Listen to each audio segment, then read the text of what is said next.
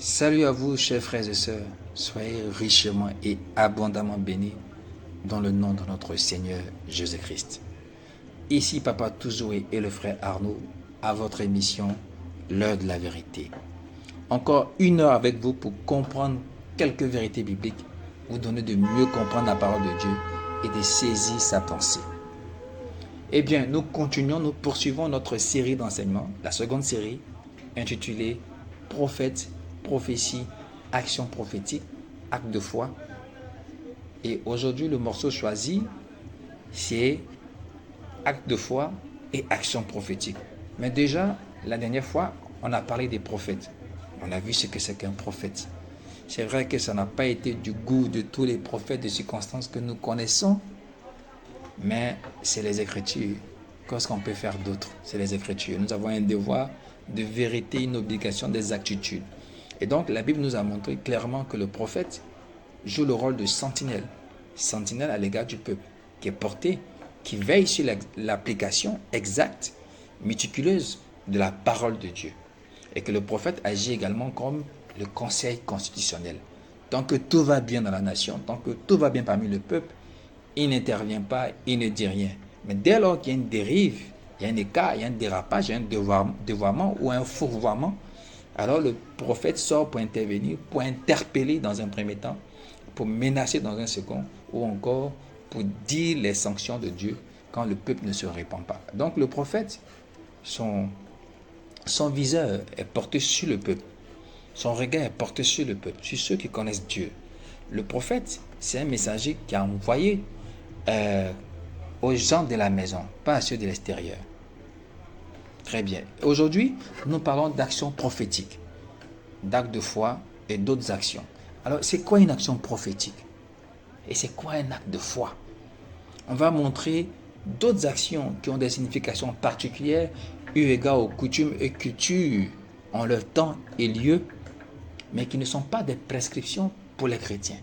En dehors des actions prophétiques, des actes de foi, il y a d'autres actes dans la Bible qui ne sont pas des prescriptions, mais qui sont consignés dans la Bible, qui sont quelquefois mal interprétés, prises à tort pour des actions prophétiques ou pour des actes de foi.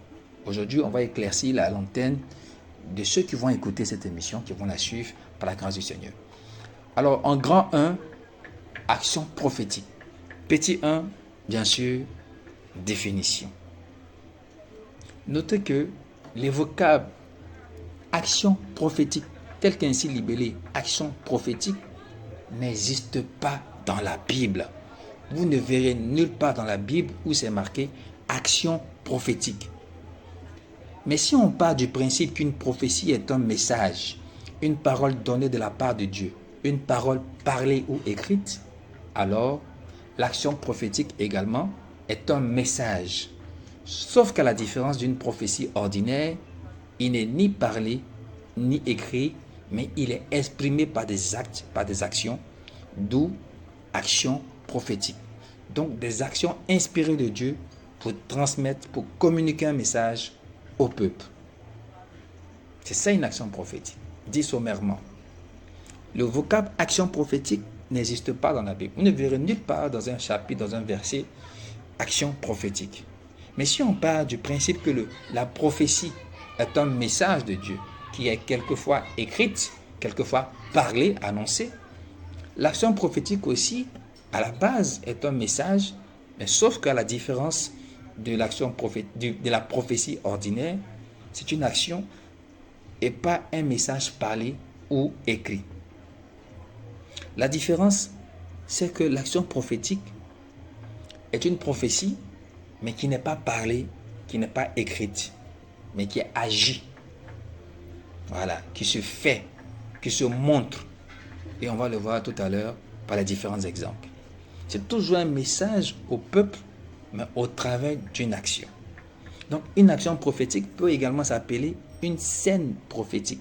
Scène, S-C-E accent grave, N-E, ou un acte prophétique.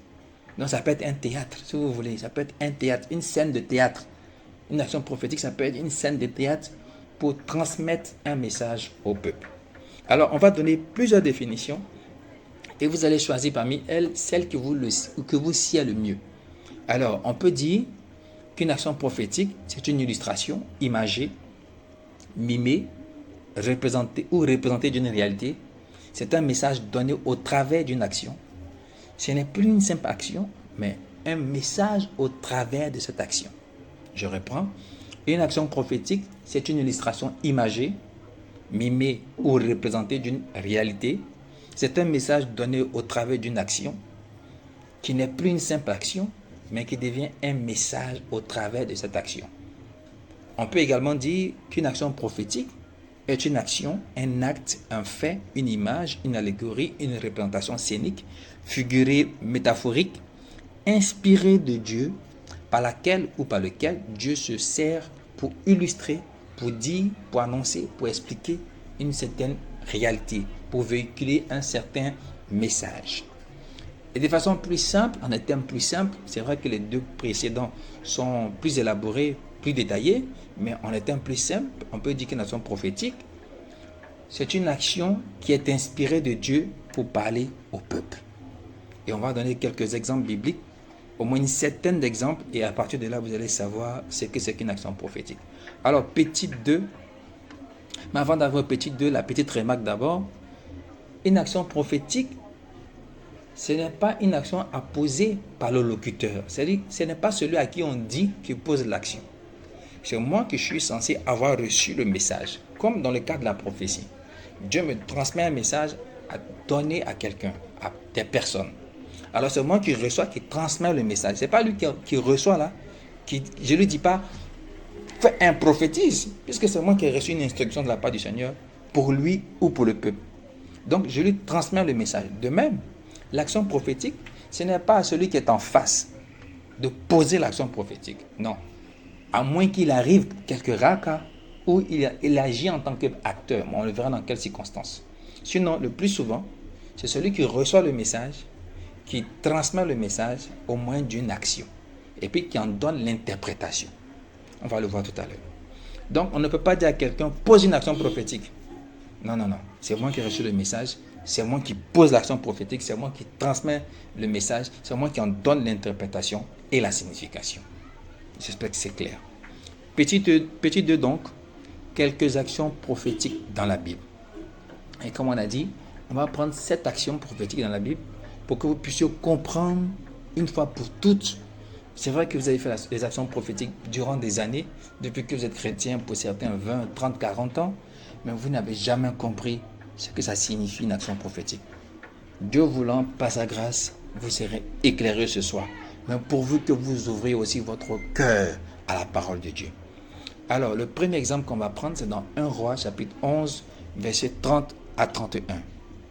Achija, qui était prophète, le prophète Achija donc, saisit le manteau neuf qu'il avait sur lui, le déchira, vous voyez, il le déchira en 12 morceaux, verset 31, et dit à Jéroboam, prends pour toi 10 morceaux, car ainsi parle l'Éternel, le Dieu d'Israël, voici je vais t'arracher le royaume de la main de Salomon, et je te donnerai 10 tribus. Donc pour dire à Jéroboam, je vais te donner 10 tribus, Dieu part, il lui parle par une action. Il découpe en 12 morceaux. Il dit, prends 10. Et de la même manière, tu as pris les 10 morceaux là. C'est comme ça aussi, je prendrai 10 tribus d'Israël, du royaume d'Israël, qui était encore un, pour t'en donner les 10. Donc, au travers d'une action, au travers d'une scène et d'une image, Dieu transmet un message. Et le prophète en donne l'interprétation. C'était dans 1 Roi, chapitre 11, versets 30 à 31. Un autre exemple, Ésaïe chapitre 20, versets 2 à 4.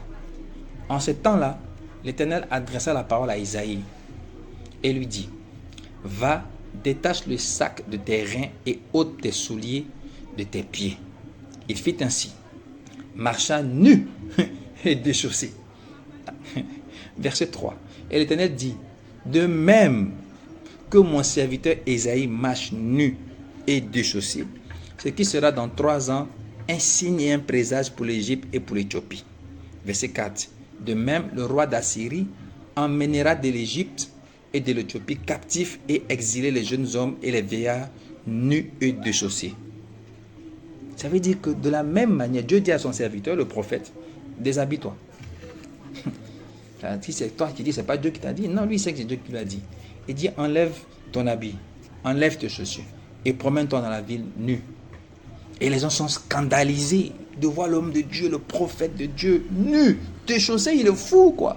Non, il obéit à une instruction du Seigneur. Et le Seigneur, quand ils sont scandalisés, il dit, justement, vous êtes scandalisés. Très bien.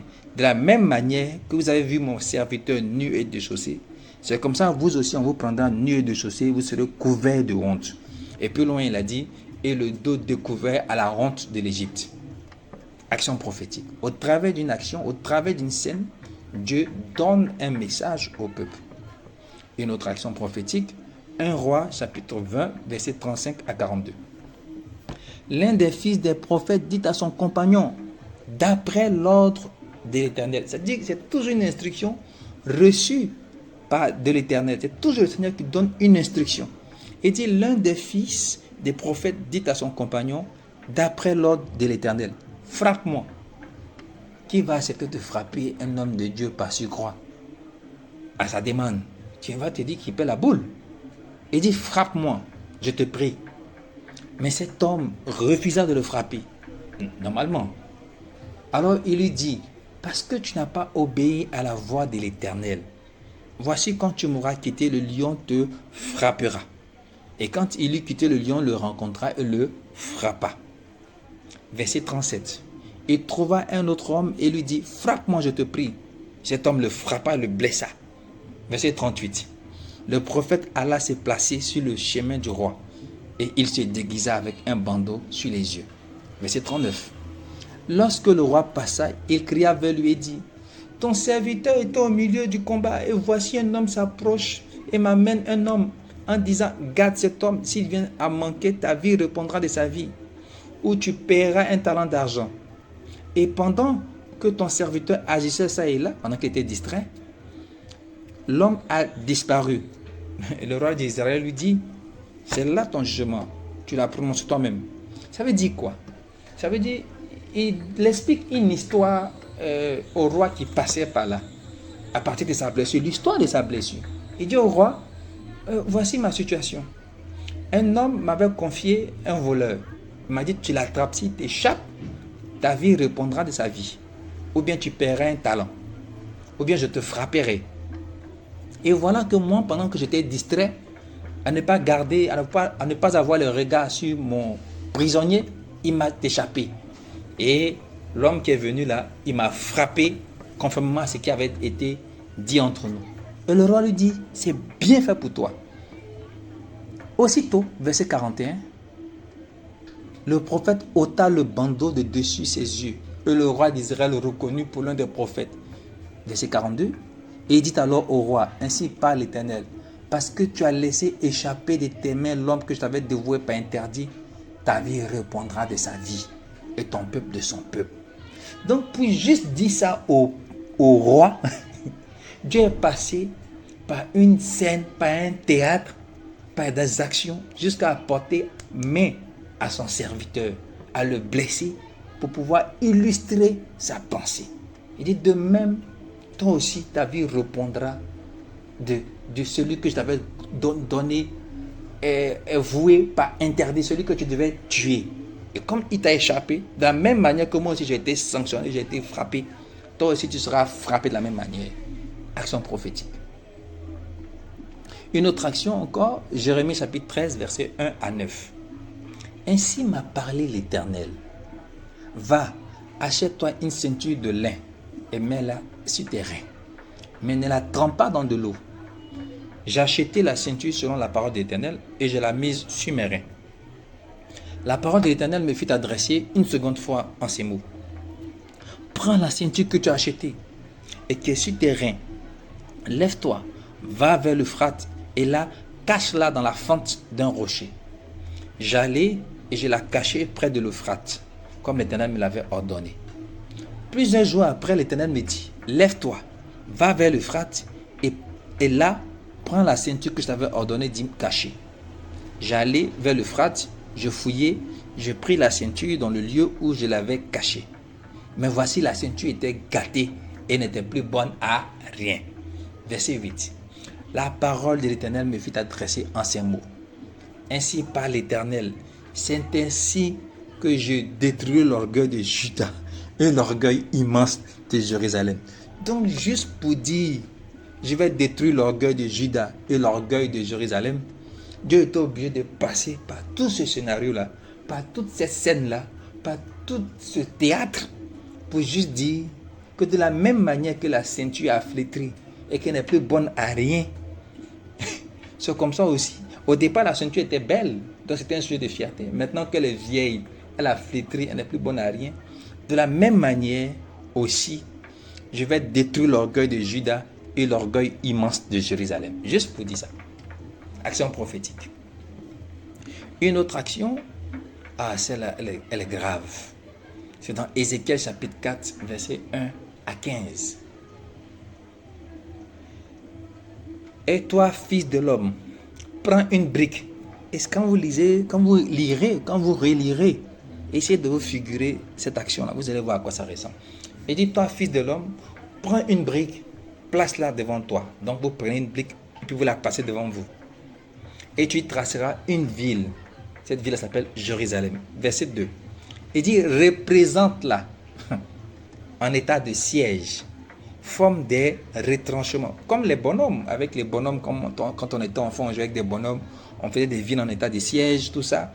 Et donc, Dieu dit, représente ça, la même scène-là, représente-la en état de siège, forme des retranchements. Élève contre elle des terrasses. Environne-la d'un camp. Dresse contre elle des béliers tout autour. Prends une poêle de fer et mets-la comme un mur de fer entre toi et la ville. Dirige ta face contre elle et elle sera assiégée. Tu l'assiégeras. Que ce soit là un signe pour la maison d'Israël. Il ne s'arrête pas là. Il va au verset 4. Il dit, puis couche-toi sur le côté gauche. Mais il l'iniquité de la maison d'Israël. Donc il est couché par terre sur le côté gauche. Essayez de vivre la scène. Action prophétique. Il dit, mais il l'iniquité de la maison d'Israël. Et tu porteras leur iniquité autant de jours que tu seras couché sur ce côté. Je te compterai un nombre de jours égal à celui des années de leur iniquité. 390 jours. Dans 390 jours, le prophète devra se coucher sur un côté pour regarder la ville assiégée. Sur un côté. Tu porteras ainsi l'iniquité de la main d'Israël. Quand tu auras achevé ces jours, couche-toi sur le côté droit. Et tu porteras l'iniquité de la maison de Juda pendant 40 jours. Je t'impose un jour pour chaque année. Tu tourneras ta face et ton bras nu vers Jérusalem, assiégée, et tu prophétiseras contre elle.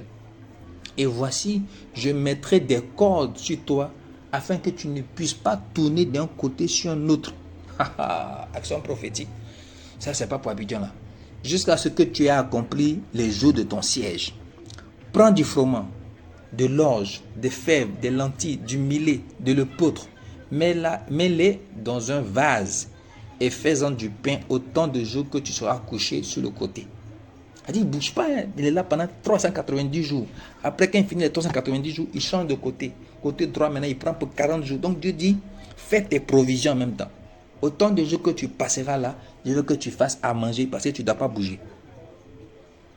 Il dit, et un vase, il dit, dans un vase, et fais-en du pain autant de jours que tu seras couché sur le côté. Tu en mangeras pendant 390 jours. Verset 10. Il dit, la nourriture que tu mangeras sera du poids de 20 cycles par jour. Donc, même ce que tu dois manger est calculé. Tu en mangeras de temps à autre. L'eau que tu boiras aura la mesure d'un 1/6 de hin. Tu boiras de temps à autre. Tu mangeras des gâteaux d'orge et tu feras cuire en leur présence avec des excréments humains. C'est Dieu qui dit ça. C'est-à-dire que la nourriture, là, le pain là, qu'il doit manger, là, il doit faire cuire ça avec des excréments humains. C'est ce que Dieu dit à son prophète. Tout ça parce qu'il veut transmettre un message à son peuple.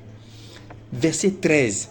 Et l'Éternel dit, c'est ainsi que les enfants d'Israël mangeront leur pain souillé parmi les nations vers lesquelles je les chasserai.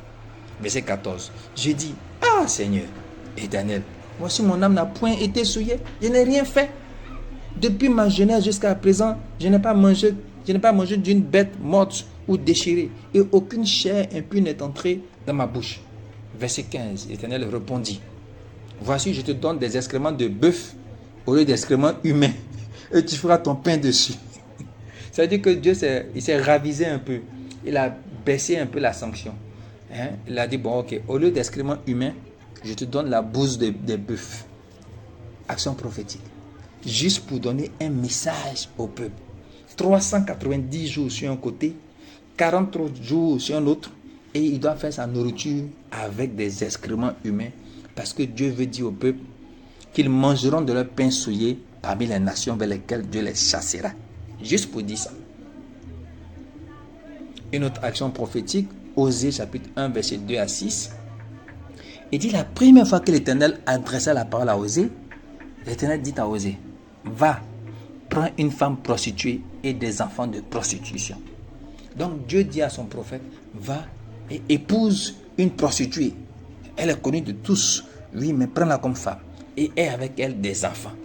Car le pays se prostitue et il abandonne l'Éternel. Juste pour dire ça. Juste pour dire que le pays se prostitue et abandonne l'Éternel, Dieu va passer par une scène et qu'il y a un mariage dedans. Il qu'un enfant va sortir dedans. Verset 3. Il alla et prit Gomère, fille de Diblaïm. Elle conçut et lui enfanta un fils. Et l'Éternel lui dit, appelle-le du nom de Jezreel, car encore un peu de temps, et je châtirai la maison de Jéhu pour le sang versé à Jezreel. Et je mettrai fin au royaume de la maison d'Israël. Verset 6. Elle conçut de nouveau et elle enfanta une fille. Et l'Éternel dit à Osée, donne-lui le nom de Rosh-Hashanah, ce qui veut dire sentence. Car je n'aurai plus pitié de la main d'Israël et je ne pardonnerai plus. Je ne lui pardonnerai plus. Donc juste pour dire au peuple que le peuple s'est prostitué vers d'autres dieux, Dieu demande à son serviteur, le prophète, d'aller épouser une femme prostituée, sûre et connue de tous. Quand ils seront scandalisés, on dit, voilà, de la même manière, ça vous scandalise que le prophète parte vers une prostituée. De la même manière, mon Dieu, je suis scandalisé quand vous allez vers d'autres dieux. Une autre action prophétique, on va s'arrêter sur celle-là, la dernière, c'est Actes chapitre 21, versets 10 à 11. Alors il est dit, c'est l'une des rares actions prophétiques, sinon la seule qu'on ait vue dans la Nouvelle Alliance. Comme nous étions, Actes chapitre 21, versets 10 à 11, comme nous étions là depuis plusieurs jours, un prophète nommé Agabus descendit de Judée et vint nous trouver. Il prit la ceinture de Paul, se lia les pieds et les mains et dit, voici ce que déclare le Saint-Esprit. L'homme à qui appartient cette ceinture, les Juifs le lieront de la même manière à Jérusalem et le livreront entre les mains des païens. Donc Agabus vient donner un message à Paul. Il ne lui dit pas directement. Qu'est-ce qu'il fait? Il prend la ceinture de Paul. Il se lie les mains et les pieds. Il dit, de la même manière que mes pieds et les mains sont liés, de cette même manière, le propriétaire de cette ceinture-là sera lié pieds et mains et envoyé à Jérusalem, livré aux païens. Action prophétique. Donc, au travers d'une action, au travers d'une scène imagée, il donne un message. Très bien. En nota bene, on remarque que les actions prophétiques dans la vie des prophètes eux-mêmes étaient des exceptions. Ce n'est pas des choses qu'on décidait à l'avance. Aujourd'hui, on va faire action prophétique. Non, c'est des actes spontanés. Donc, première chose, les actions prophétiques étaient des exceptions dans la vie des prophètes eux-mêmes. Deuxième chose, c'est que c'était des actes spontanés. Ce n'est pas des choses prévues d'avance. Je ne dirais pas à quelqu'un, je prophétiserai demain. Non, c'est Dieu qui se saisit de moi et transmet un message au moment X qu'il a résolu lui-même. Mais ce n'est pas des choses qui sont prévisibles. Donc, on ne peut pas dire à quelqu'un, venez, on va faire une action prophétique. Non, c'est quand vous venez là que Dieu fait une action prophétique, mais qui est toujours un message et qui n'est pas autre chose. Troisième chose, en nota bene, c'est que les actions prophétiques n'ont jamais consisté ou été assorties de sacrifices ou d'offrandes. Donc, je récapitule en nota bene, c'est que la première chose, les actions prophétiques étaient des exceptions dans la vie des prophètes eux-mêmes. Deuxième, c'était des actions spontanées qui n'étaient pas prévues. Et troisième, elles n'ont jamais été assorties ou consisté en offrande. J'espère que vous avez compris. Grand 2, acte de foi. C'est quoi un acte de foi? Définition. Petit 1. Un acte de foi est un acte posé par conviction en s'appuyant sur Dieu. Un acte de foi est un acte posé par conviction en s'appuyant sur Dieu. De l'acte de foi résulte le miracle. Donc un acte de foi est un acte posé par conviction en s'appuyant sur Dieu. De l'acte de foi résulte le miracle. Remarque, avant d'aller plus loin, ce que les prophètes, la remarque qu'on va faire avant d'aller plus loin, c'est que les prophètes de l'Ancienne Alliance, de l'Ancien Testament, à cause du rôle qu'ils jouaient autrefois, comme on a vu la dernière fois, avaient un blanc-seing. Un blanc-seing, c'est une sorte de chèque à blanc. Une certaine liberté de décision et d'action. Ça veut dire qu'ils pouvaient faire avant de demander permission. Et puis Dieu entérinait. C'est ça qu'on dit, ils avaient un blanc-seing.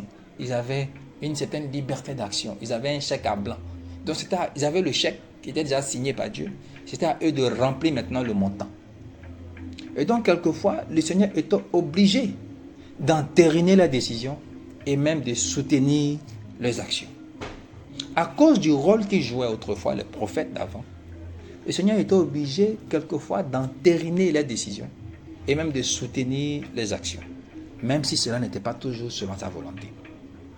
On le voit dans le cas d'Élie. Les 400 prophètes de Baal tués dans 1 Roi chapitre 18 verset 19, ce n'est pas Dieu qui décide de les tuer, c'est Élie qui décide de les tuer.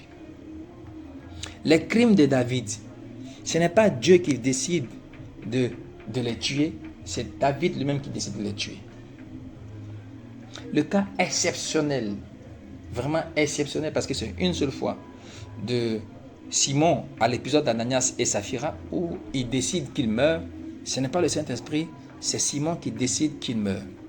Parce que la volonté de Dieu, ça n'a jamais été qu'un pécheur meure. Dieu dit, est-ce ma volonté, est-ce mon souhait qu'un pécheur meure? N'est-ce pas qu'il se répande et vive? Ézéchiel 38, dernier verset du chapitre. Je ne sais plus sur lequel, mais je crois que c'est 32. Il dit, est-ce mon souhait, est-ce ma volonté que le pécheur meure? Non. Moi, je veux qu'il s'y répande et qu'il vive. Mais comme on l'a dit, parce qu'il jouissait d'une certaine autorité, il jouait un certain rôle, donc il bénéficiait également d'un blanc-seing, comme on l'a dit, d'une certaine liberté de décision et d'action, et quelquefois, Dieu, contre son gré, était obligé d'entériner et même de soutenir les actions. Pourquoi? Pourquoi le Seigneur ne les sanctionnait pas? Parce que, comme on l'a dit, il représentait Dieu. Et donc, quelque part, c'est Dieu lui-même qui est responsable des dérives de ses serviteurs. On l'appelle en droit respondeat supérieur. C'est un principe de droit. Ça veut dire, le supérieur, le chef, est responsable des dérapages, des écarts de celui qui l'a envoyé. Donc, Dieu, pour ne pas discréditer ses serviteurs et se décrédibiliser lui-même, était quelquefois obligé de les entériner. Mais après, on a vu qu'à l'épisode de David, quand il voulait construire le temple, Dieu lui a dit, non, tu ne peux pas construire mon temple parce que tes mains sont pleines de sang. Donc Dieu le lui reproche. Mais pourquoi Dieu ne lui a pas reproché pendant qu'il agissait? Mais parce que Dieu ne voulait pas le faire publiquement. Il n'a jamais ajouté son assentiment, mais il ne peut pas aussi désapprouver David aux yeux de tous, sinon c'était lui-même qu'il discréditait. Dans l'épisode d'Ananias et Saphira, dans Actes, quand on a vu dans Actes chapitre 5, on a pris ça pour menacer les chrétiens, mais c'est un acte d'immaturité de la part de, comment il s'appelle le monsieur, de Pierre. C'est un acte d'immaturité. Vous voyez qu'il est conscient d'un pouvoir qu'il a, et dans son zèle excessif, dans son zèle atrabilaire, dans son zèle amer, il fait un peu le zélé, et puis il dit, on va mourir. Mais si on devait mourir pour peu que ça, mais lui à longtemps il est mort, Simon. Mais vous voyez qu'après, quand il va grandir, il va devenir plus tendre, plus tolérant, parce que plus compréhensif, parce qu'en gagnant en maturité. Donc Dieu ne peut pas discréditer son serviteur aux yeux de tous comme ça.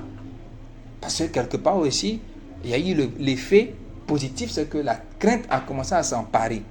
Mais dans le fond, Dieu dit, je n'aime pas ça, ce que tu as fait, je ne suis pas content de ça. Tu as ta femme, elle fait une dérive en public. Tu ne peux pas la réprimander devant tout le monde. Tu la soutiens. Mais d'une certaine mesure, même si tu ne dis pas que tu la soutiens, mais bon. Après, quand tu rentres à la maison, ah chérie, vraiment là, tu as mal fait. C'est ça, c'est comme ça que ça fonctionnait. Avec Dieu aussi. Alors, c'est ça qu'on appelle en principe, dans un jargon juridique, c'est un principe juridique, ça s'appelle respondea superior. Et c'est écrit dans la Bible. Romains chapitre 14, verset 4. Il dit, qui es-tu, toi qui juges le serviteur d'autrui? S'il se tient debout ou s'il tombe, cela regarde son maître. Donc, le maître est responsable de la chute de son serviteur. Voilà. Le maître est responsable de la chute de son serviteur. Encore, pour le rôle qu'il jouait autrefois. Mais aujourd'hui, les choses sont bien différentes dans l'église. Aujourd'hui, nous sommes tous sur un pied d'égalité et nous devons veiller les uns sur les autres et à chaque fois nous éprouver. Donc, il n'y a plus ce rôle de prépondérance que les serviteurs autrefois avaient sur le peuple, ce rôle prépondérant qu'avaient les prophètes sur les autres membres du peuple. Très bien. Ça, c'était, qu'est-ce qu'on a vu là? C'était quoi? La remarque, respondéa supérieur, principe de droit. On voit que les prophètes de l'Ancien Testament, à cause du rôle qu'ils jouaient, bénéficiaient d'un blanc-seing, c'est-à-dire une sorte de chèque à blanc. Ils avaient une certaine autonomie, une certaine liberté de décision et d'action. Et Dieu, pour ne pas désapprouver ses serviteurs, eux, c'est décrédibiliser lui-même aux yeux du peuple, quelquefois était tenu, à contre-cœur bien sûr, d'approuver, d'ajouter son assentiment ou bien d'accomplir les décisions de ses serviteurs. Mais, fait remarquable, c'est que dans la Nouvelle Alliance, ce n'est plus possible parce que nous sommes tous sur un pied d'égalité. D'ailleurs, tout ce que dit le prophète, nous le confrontons à la véracité biblique. Si ce n'est pas conforme, on le lui dit directement. Pierre s'est mal conduit dans Actes chapitre 2. Paul qui vient d'arriver lui a dit carrément, non, Pierre, ce que tu fais là, ce n'est pas conforme à l'évangile. Et il a dit devant tout le monde parce que la faute s'est faite devant tout le monde pour que ça serve de leçon à tous. Très bien. Maintenant, quelques actes de foi. On revient maintenant pour comprendre quelques actes de foi dans la Bible.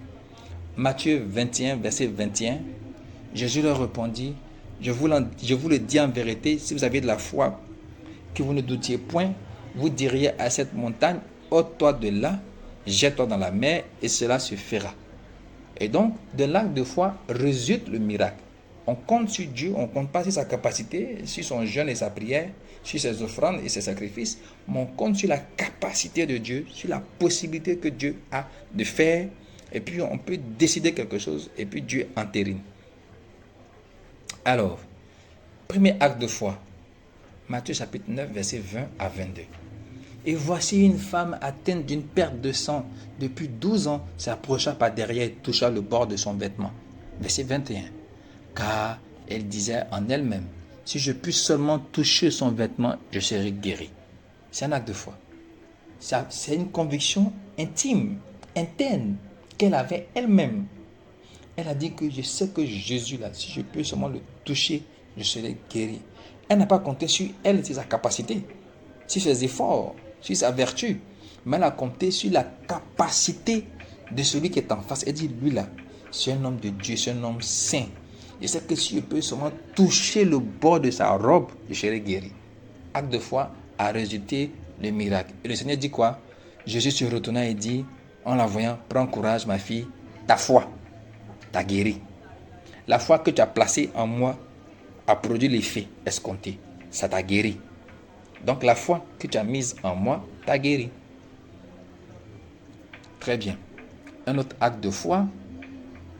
Élie prit son manteau, le roula et en frappa les eaux qui se partageaient ça et là. Ils passaient tous deux à sec.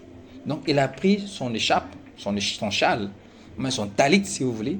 Il a roulé, il a frappé les eaux et les eaux se sont asséchées. Ils sont passés au milieu comme à l'épisode de la mer Rouge. Sauf que ce n'est pas dans la mer, c'est dans les eaux du Jourdain. Et Élisée également, à sa suite, va venir faire ça lui aussi, par la foi. Il dit, lui aussi frappa les eaux, Élisée. Et les eaux se partageaient ça et là, et Élisée passa. Ça se trouve dans 2 Rois chapitre 2, versets 8 à 14. Un autre acte de foi. 2 Rois, une femme d'entre les filles, 2 Rois chapitre 4 verset 1 à 7, une femme d'entre les filles des fils de prophètes cria à Élisée en disant, ton serviteur mon mari est mort et tu sais que ton serviteur craignait l'Éternel. Or le créancier est venu pour prendre mes 2 enfants et en a fait des esclaves. Ce n'est pas des réclamations, c'est un problème civil, hein? Voilà, c'est un problème de recouvrement des créances. Dans la loi là-bas, chez eux encore, si un parent n'arrive pas à payer, il rembourse ça d'une manière ou d'une autre. Il vient travailler dans mon champ, ou bien je prends ses enfants pour travailler dans mon champ. Mais ce n'est pas spirituel. Voilà, c'est droit civil. C'est comme ça qu'on recouvrait les dettes avant. Ou bien il rembourse, ou bien il se met en mon service. Mais ça n'a rien de spirituel, c'est purement physique. Parce que j'ai entendu beaucoup de dérapages et de bêtises également là-dessus. Verset 2. Élisée lui dit, que puis-je faire pour toi? Dis-moi, qu'as-tu dans ta maison? Elle répondit, ta servante n'a rien du tout à la maison qu'un vase d'huile. Et il dit, va demander au dehors des vases. Vous connaissez l'histoire. Et quand elle est rentrée, elle a renversé l'huile qui ne cessait de couler jusqu'à ce que tous les vases qui étaient là soient remplis. Acte de foi. Acte de foi. Vous savez, Élisée, à cause du statut qu'il avait, quand il a dit ça, là, Dieu est obligé d'entériner. Parce que c'est son serviteur. Dieu ne peut pas mettre la honte sur son serviteur. À cause du roi, à cause du rôle qu'il joue, il est reconnu dans la nation pour être prophète de Dieu. Donc si Dieu ne fait pas ça là, qui va suivre Dieu encore? Quand il va venir parler de la part de Dieu, il sera plus crédible. Donc Dieu, pour donner du poids, du pesant à ses serviteurs, est obligé quelquefois d'attester ou bien d'accomplir ce qu'il disait pour montrer au peuple que je suis avec eux. Ce qu'ils disent là, c'est moi vraiment qui les ai envoyés.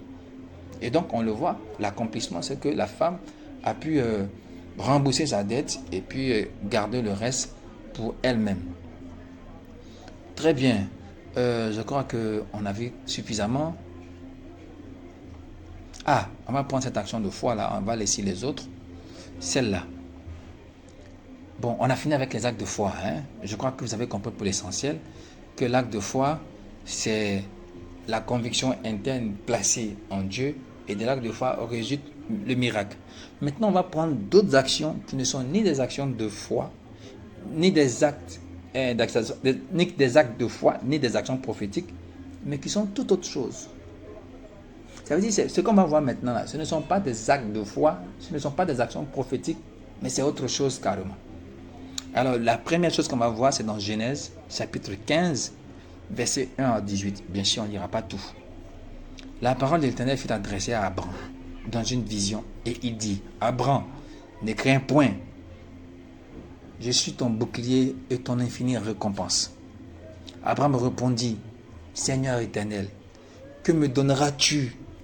Je m'en vais sans enfant et l'héritier de ma maison, c'est Eliezer. Verset 3. Et voici, tu m'as pas donné de postérité, tu m'as pas donné d'enfant, tu me dis, je suis ton bouclier, je suis ta récompense. Tu me donnes quoi même? Verset 4.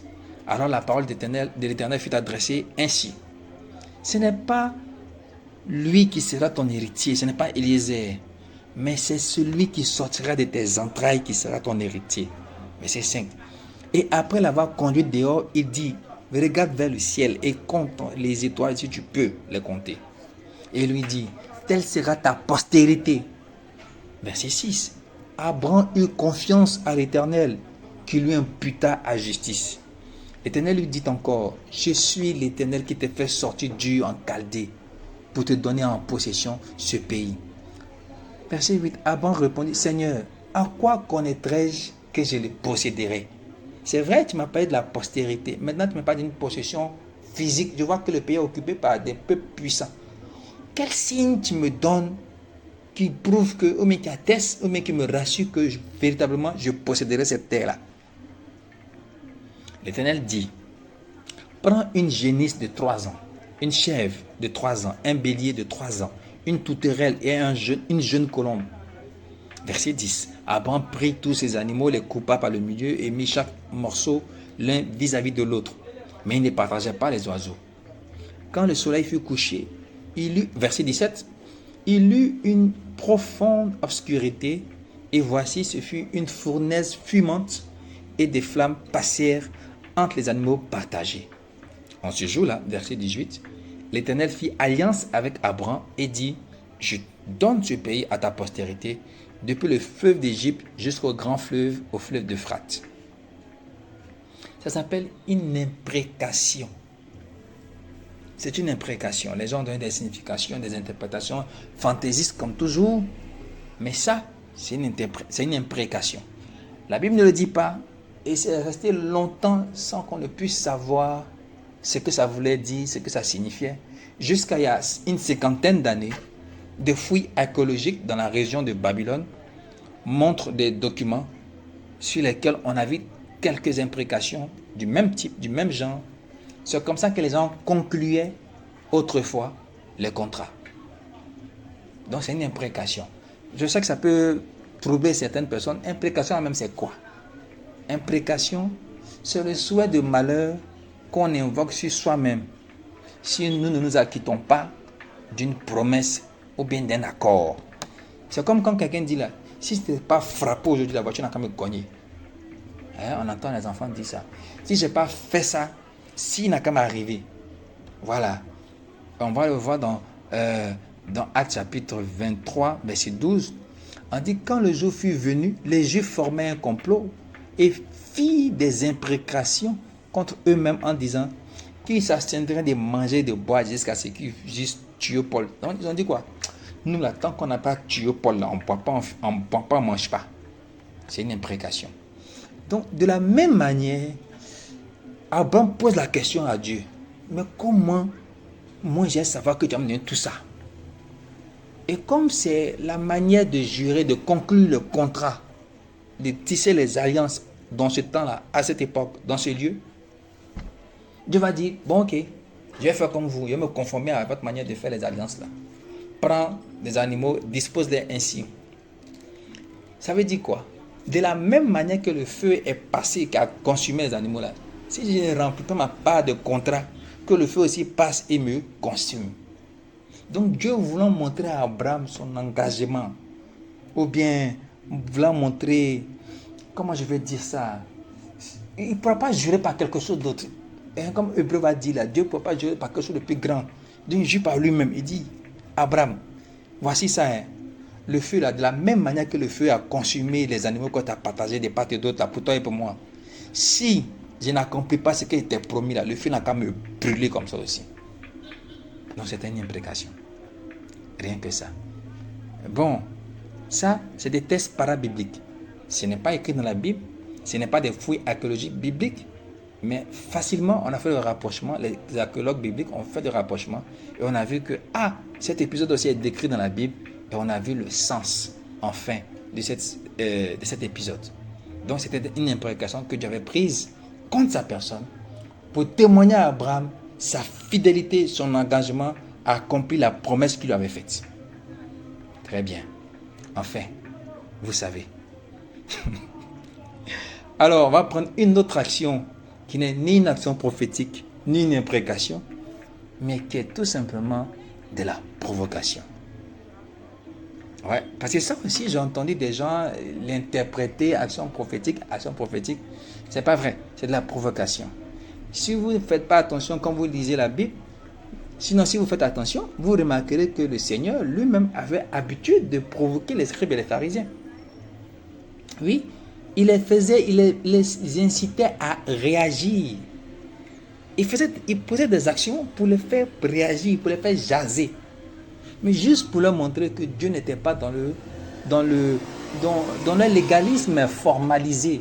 J'étais trop rigoureux, d'une rigueur, mais je sais pas, ils étaient tellement austères. Et ils pensaient que Dieu était dans l'austérité. Ils se flagellaient, ils se faisaient violence. Ils pensaient que Dieu était dans l'austérité. C'est-à-dire dans l'âpreté, dans la dureté. Jésus était relax. Et quelquefois, il faisait exprès de contrevenir, non pas à la loi de Dieu, mais aux commandements humains. Et le miracle suivait. C'est-à-dire quand Jésus finit de pécher contre eux, leur loi là, pas la loi de Dieu, mais contre la loi des hommes là. Et puis il fait un miracle. Donc les gens sont scandalisés. Ils m'ont dit, aïe, lui là même, il vient de transgresser le Shabbat. Et puis comment en même temps il fait ces miracles là? On ne comprend pas. Donc Jésus faisait exprès. Donc c'est de la provocation parce que c'est des actions pour susciter des commentaires de la part des scribes et des pharisiens. Et on va voir quelques-uns. On voit que Jésus n'est pas dans leur formalisme, là, dans leur rigueur, dans leur austérité. On le voit dans Marc chapitre 7, versets 1 à 7. Quand je vois des hommes de Dieu aujourd'hui qui imitent des pharisiens, qui imitent les scribes et qui pensent que Dieu est dans l'austérité, Dieu est dans la rigueur. Dieu, quelle rigueur même. Quand vous lisez Colossiens, on dit que tout ça c'est charnel. Colossiens chapitre 2. On dit en apparence, vous avez l'impression que c'est ça la sanctification ou bien c'est ça la piété. Mais tout ça c'est charnel. Dieu n'est pas dedans. Mais regardez dans quelle simplicité était notre Seigneur. Dans quelle simplicité. Il est relax. L'œuvre de Dieu, c'est une chose de relax. Appartenir à Dieu, c'est être relax. Mais tu es obligé d'être relax. Puisque tu as été relaxé. Tu as été libéré. Tu peux encore venir te mettre dans des chaînes. Comme si tu es un prisonnier. C'est vrai qu'on ne va pas dans la perdition, mais dans la luxure ou bien dans la dépravation. Mais attention, on n'est pas au couvent. Hein? Ah non, ne croyez pas ça. On n'est pas au couvent. Jésus dit, allez dans le monde, soyez sages, mais allez dans le monde. Hein? Mais soyez simple également. Mais si on doit partir déjà une grosse croix, un gros foulard, qu'on arrive, on dit, oh, les voici, ils arrivent. Oh, Jésus veut qu'on soit discret dans le monde, mais efficace. Le temps qu'ils se rendent compte là, il y a 4 qui sont tombés. Le temps qu'ils se rendent compte, il y a 6 qui sont baptisés. Le temps qu'ils se rendent compte, 9 autres ont donné leur vie à Jésus. Mais quand on va venir avec foulard, on dit, ils arrivent encore. Tout le monde est sur le qui-vive. Quand tu viens à grosse croix, tu vas venir et ça crée un blocage. Jésus, il est simple. Mais gare à toi, si tu as entendu sa parole, tu es sauvé. Alors, on le voit également lorsqu'il guérit un homme qui avait la main sèche le jour du Shabbat. Ils sont scandalisés. Marc chapitre 3, versets 1 à 6. On le voit encore dans un autre épisode lorsque ses disciples mangeaient les mains non lavées. Marc chapitre 7, versets 1 à 4. Et lorsqu'ils ont coupé les gerbes de blé un jour de Shabbat, on va lire ça. Luc chapitre 6, verset 1 à 2. On dit qu'il arriva un jour de Shabbat, appelé second premier, que Jésus traversait les champs de blé. Ses disciples arrachaient des épis et les mangeaient. Après ça va froisser dans leurs mains. Verset 2. Quelques pharisiens, leur dirent, pourquoi faites-vous ce qui ne m'a pas permis de faire pendant le Shabbat? Ils sont là pour des détails. Pour des détails. Et une autre action qui était mal interprétée, parce que mal comprise par plusieurs, parce qu'ils n'ont pas saisi le sens et la signification, eux, ils ont traduit ça autrement. Or, c'est une action simple. Ça se trouve dans Jean chapitre 9, versets 1 à 16. Jésus vit en passant un homme aveugle de naissance. Verset 6, pour faire vite. Après avoir dit cela, il cracha à terre et fit de la boue. Première chose. Avec sa salive, naturellement. Puis il appliqua cette boue sur les yeux de l'aveugle. Verset 7.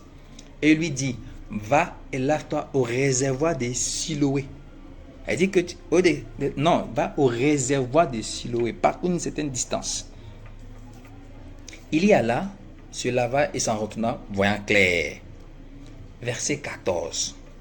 Or, c'était un jour de Shabbat que Jésus avait fait de la boue et lui avait ouvert les yeux. De nouveau, verset 15, les pharisiens aussi lui demandaient comment il avait recouvré la vue. Et il leur dit, c'est l'aveugle qui parle, il a appliqué la boue sur mes yeux, je me suis lavé et je vois. Verset 16, sur quoi quelques-uns des pharisiens disent, cet homme ne vient pas de Dieu, car il n'observe pas le Shabbat. D'autres disent, comment un homme pécheur peut-il faire de tels miracles? Donc Jésus a fait exprès de faire de la boue, première chose. De demander à l'aveugle d'aller au réservoir de Siloé, deuxième chose. Et il a fait quoi? Troisième chose, c'était quoi? C'était un jour de Shabbat. Il a fait ça. C'est fait sciemment. 3 transgressions dans une seule action.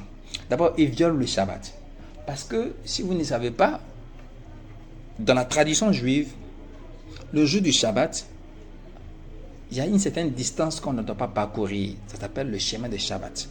On le voit dans Actes chapitre 1, verset 12 un chemin de Shabbat, ça fait environ 1 km 100.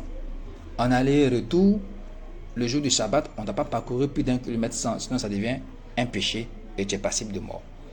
Deuxième chose, le jour du Shabbat, il y a une série de travaux déclinants, afférents, qu'on ne doit pas faire. On ne doit pas allumer le feu, par exemple. Donc, on ne doit pas allumer la lumière. On ne doit pas cuisiner. On ne doit pas faire de la boue. Parce que faire de la boue, c'est comme si on veut construire quelque chose. Donc, c'est interdit. Donc, il y a toute une série d'actions interdites le jour du Shabbat.